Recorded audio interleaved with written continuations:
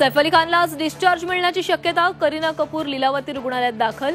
मुंबई पोलिसही सैफचा जबाब आज नोंदवण्याची शक्यता।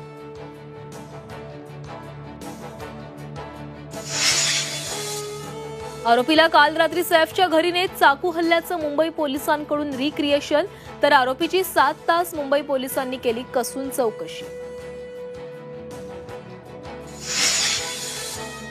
समीर वानखेडेंना हायकोर्टाचा दणका। नवाब मलिकांवर अॅट्रॉसिटीचा गुन्हा दाखल होऊ शकत नाही, वानखेडेंची याचिका फेटाळली।